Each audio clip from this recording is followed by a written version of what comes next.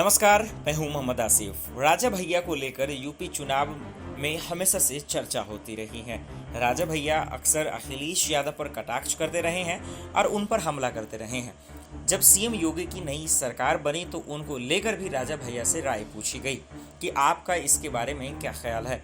उन्होंने कहा कि हम तो सरकार में ही हैं, तो फिर दूसरी सरकार में जाने की ज़रूरत क्या है, और सरकार क्या कुछ करती है आने वाले वक्त में पता चलेगी तो फिर मैं बताऊंगा, अभी तो सरकार बनी ही है। यानी कि पूरी तरह से योगी सरकार के खिलाफ उन्होंने कुछ बोला भी नहीं और नहीं समर्थन भी करते नजर आए।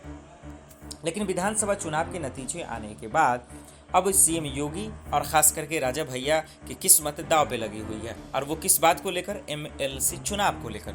जी हाँ, कल यूपी में यानी उत्तर प्रदेश में एमएलसी चुनाव को लेकर वोटिंग हुई और अब मतगणना की इंतजार है। कहा गया कि खास करके समाजवादी पार्टी और बीजेपी में कांटे की टक्कर है, लेकिन इस बीच में अगर कुंडा की बात करें तो राजा भैया और ख़ास करके सीएम योगी की जो है दाव किस्मत पे लगी हुई है, क्योंकि निगाहें लोगों के बीजेपी और उनकी पार्टी पर बनी हुई है। ऐसे में देखना ये होगा कि राजा भैया और सीएम योगी यानी बीजेपी में से किस्मत किसका चमकता है और किसकी किस्मत पे पानी फिरता है।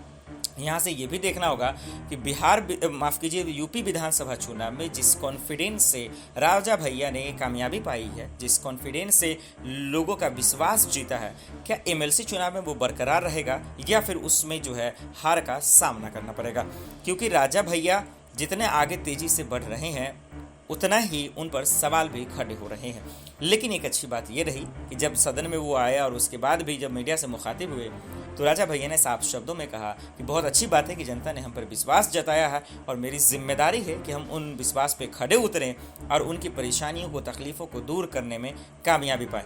देखना यही होगा कि एमएलसी चुनाव में नतीजे क्या आते हैं और विधानसभा चुनाव को लेकर जो यूपी की आवाम ने जो जिम्मेदारियाँ दी है राजा भैया को, उसको किस तरह से निभाते हैं और अखिलेश और सीएम योगी को लेकर किस तरह से उनके रिलेशन रहते हैं, ये इस पर लोगों की निगाहें बनी रहेंगी।